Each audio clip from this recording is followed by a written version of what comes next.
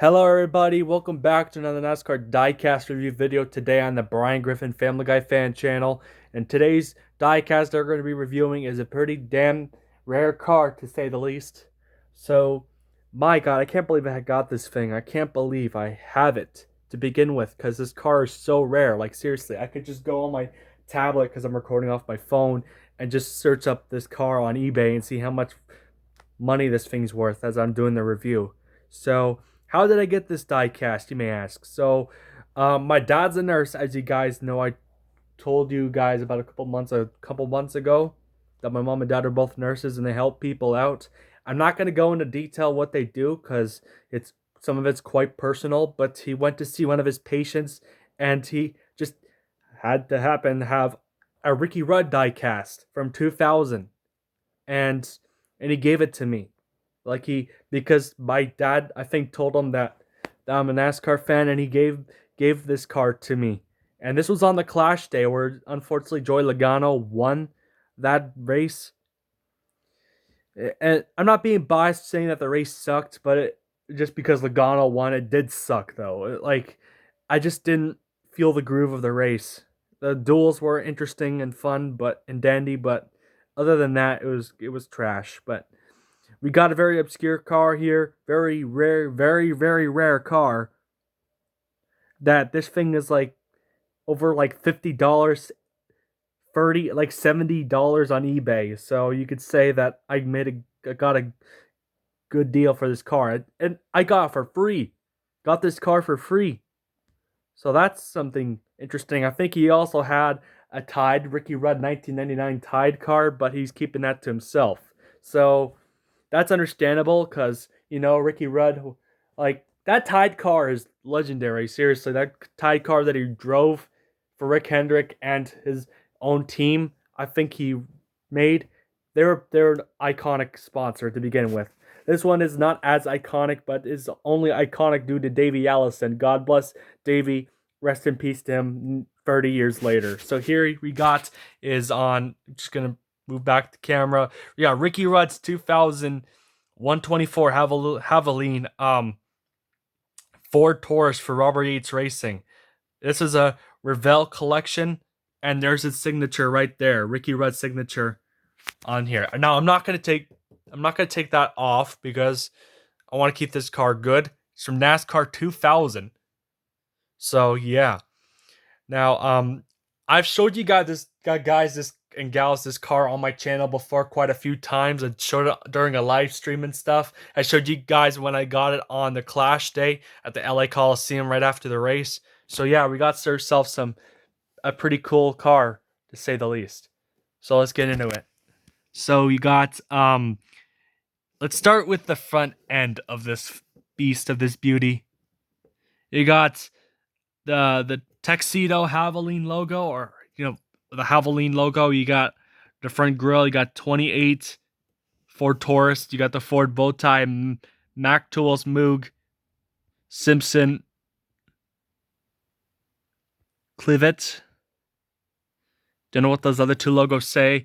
I think this is the Robert Yates Racing logo right there. Pretty cool that they had the logo of the teams right there on like they do nowadays. So that's cool. I think there's an open hood where you could like open it up and show some detail. Now you go to the side of the car. Now this is where the detail really kicks in. You go right here. You got Ricky Rudd's name right there.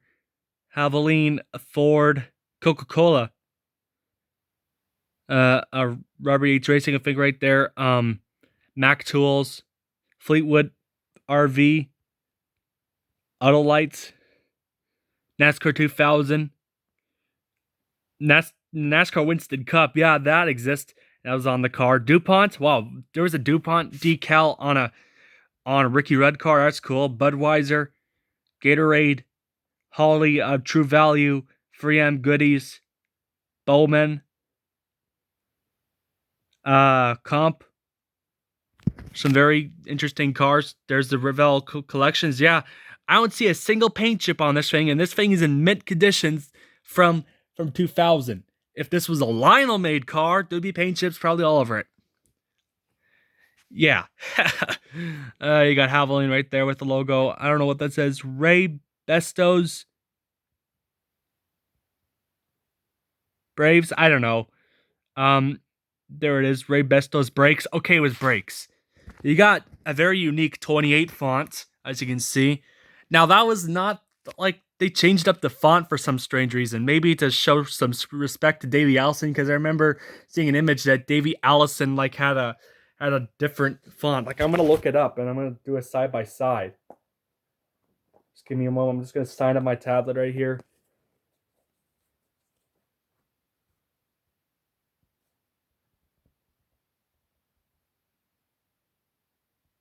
I'm gonna search up his 1992 car. Yeah, here it is. There is a different font. Here's a Davey Allison's car. You can see even this on a Joey Gase car. Remember that car that I got? A NASCAR Fenix Wave 11? Yeah, it's the same font as this from the older days of NASCAR. But man, that's still cool, man. I like this font too. It's rare to get a 28 car made nowadays. So it's really cool. Once again, you got the signature right there, Revell Collection, NASCAR 2000 logo right there. So basically, you go to the other side of the car, basically the same thing as the other side. Now we're gonna go to the back tail end of the car.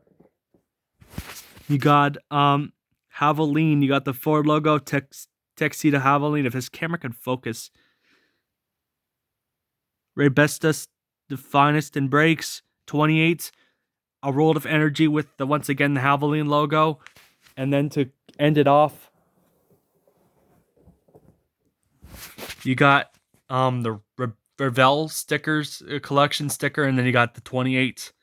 And also love the detail inside the car if you guys can see it. Looks really cool. Now this car is kind of going to be ironically remembered for that 2000 Daytona duels flip where on the final lap I forgot, like I think Sterling Marlin made contact with Bobby Labonte. No, I don't remember what happened to like in Bobby Labonte got Kenny Schrader and Ricky Rudd like he spun out. What happened is that to my knowledge that Bobby Labonte got turned, yes, got into to Ricky Rudd, and Ricky Rudd went up into the outside wall, hit the wall, clipped Kenny Schrader, and then Ricky Rudd was on his roof and was sliding across the grass or sliding across the track and almost onto the grass and nearly flipped over. He did a little timber, but that was roll over. Like he didn't roll over, like didn't like physically like roll the car, but like after when he hit the ground, like it moved up back up on its side, then back on its roof again. And that was Ricky Rudd's first flip I think he's had. Excuse me, and I think that was his last flip because his last NASCAR flip was back in the 1984 Daytona or Talladega Busch Series race at like where that was a more nasty flip. Jeez, if you don't know about it, just search up 1984 Ricky Rudd flip. One of the most infamous flips in NASCAR history, I can tell you that. So, and I think he won a race in this paint scheme. Not just 2000, but 2001 and 2002. Yeah, I think he has. So that's going to end off this diecast review. Also forgot to mention there's some Goodyear tires. Yeah, back when Goodyear actually was good shit back then. It could actually make tires. Yeah, so you got the gas can right there. Very cool. You got the deck lid. I think you can also open up the deck lid as well. So yeah, very nice car. Glad to have this beauty. You got 28 right there. Forgot to mention that if I didn't. So yeah, that's getting off this diecast review. I hope you guys and gals enjoyed. If you did, please give it a like, thumbs up, subscribe, turn on notification bell, comment down below if you have this diecast or not. I'll see you in the next video. I'll peace out. Peace. Thanks for watching.